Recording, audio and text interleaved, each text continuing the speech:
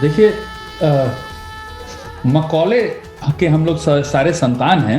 हमको अंग्रेजी माध्यम स्कूल में भेजा गया, और क्योंकि अंग्रेजी माध्यम स्कूल में भेजा गया और अंग्रेजी में पढ़ाई हुई, मैं हिंदी में कभी नहीं ढूंढा उस भाषा को जिसमें मैं सारी दुनिया का बयान कर सकूं। लेकिन अगर अंग्रेजी में कहूं, the effect of reading Hindi on me is much more stronger than when reading English. जब मैं आपसे बात करता हूं तो कई बार मेरे अंदर एक ये छिपी हुई बात रहती है कि मैं आपके भीतर अपनी भाषा ढूंढता हूं, पता नहीं क्यों।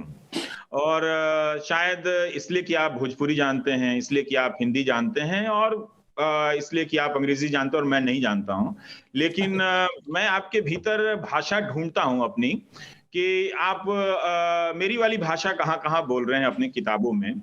और कई बार मुझे ये साउंड करता है कि कोई अंग्रेजी में भोजपुरी लिख रहा है, कोई अंग्रेजी में हिंदी लिख रहा है।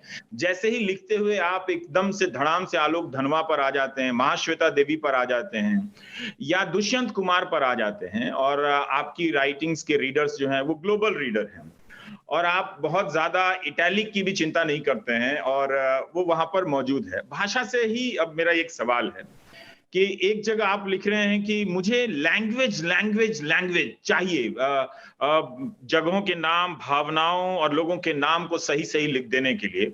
एक जगह आप लिख रहे हैं कि हिंदी की दुनिया आपने खो दी है, गवा दी है, लॉस्ट वर्ड का यूज करते हैं। दूसरी तरफ आप भाषा की तलाश में हैं। और मैं आपसे ये जानना चाहता हूं कि क्या आप जो लिखना चाहते थे अपने फॉर्मेटिव ईयर्स में, जब आप राइटर बन रहे थे, तब क्या आप हिंदी में खुद को तलाश कर रहे थे? क्या आपको लिखने की वो भाषा जो प्रिसाइज हो, और जो क्लैरिटी से भरी हो, और जो चीजें होती हैं, वो भाषा क्या आपको हिंदी में नहीं मिली, जो आपको डेविड फॉस्टर से लेकर विलियम कार्लोस को पढ़ते हुए या उन्हें उनके बारे में लिखते हुए मिली? इसी से जुड़ा एक सवाल और है कि जब आप न्यूयॉर्क से दिल्ली आते हैं, तब तो भाषा आपकी कमोबेश वही बनी रहती होगी, दिल्ली में भी कमोबेश वही बनी रहती होगी। लेकिन जैसे ही आप दिल्ली से पटना की फ्लाइट लेते हैं, क्या ऐसा होता है कि भाषा को आप सरियाने लगते हैं? जैसे हम सरियाना इन द सेंस कि जब हम पैकिंग करने लगते हैं कहीं जाने के लिए, ब्रीफकेस में क्या क्या चीजें लेकर जानी हैं, तो क्या आप उस फ्लाइट के दौरान अपनी भाषा को सरियाने लगते हैं कि पटना आ गया है, बाबूजी बाड़न, मालूम ना के बेटा जी केकरा से का बोले के पड़ी, तो जैसे सर्दी आ गई तो गर्म स्वेटर निकाल लेना है, तो क्या ये चीजें कॉन्फ्लिक्ट आपके भीतर होती हैं? देखिए, मकौले के हम लोग सारे संतान हैं। हमको अंग्रेजी माध्यम स्कूल में भेजा गया, और क्योंकि अंग्रेजी माध्यम स्कूल में भेजा गया और अंग्रेजी में पढ़ाई हुई, मैं हिंदी में कभी नहीं ढूंढा उस भाषा को जिसमें मैं सारी दुनिया का बयान कर सकूं। लेकिन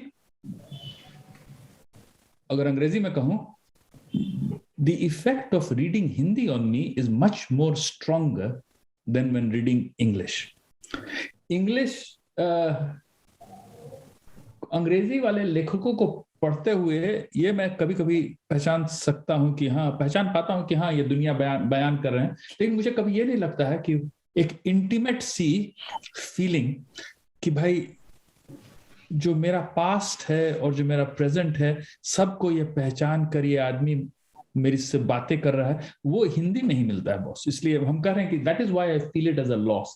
हम कभी भाषा सरियाते नहीं जब पटना जा रहे हैं। तो जब पटना जाते रहते हैं बॉस, तो आप कहे कि आप मेटाफर यूज किया कि जिस तरह से किसी बक्से में आप कपड़े चपेट कर रख रहा हो ना, हम तो सब कपड़ा सब उतारने लगते हैं।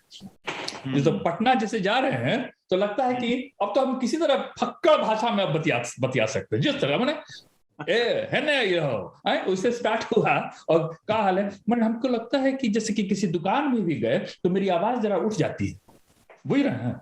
जैसे ही गए, अब मान लीजिए कि हम गए हैं वो शैम्पू खरीदने गए, हाँ। तो अगर पटना में शैम्पू खरीदने गए तो हमको एक स्वतंत्रता का एहसास होता है कि हम उसको बोल सही है भाई, मैं बलवा साला पता नहीं क्या का ऐसा लग रहा है, जरा को बढ़िया आ गया आ गया है, जरा को शैम्पू दीजिए। I will never say that in New York. New York में गए तो हम वहां पर से गया, हम तो कहेंगे would you have a shampoo please, you know, फलना फलना शैम्पू है, लेके चल दिए।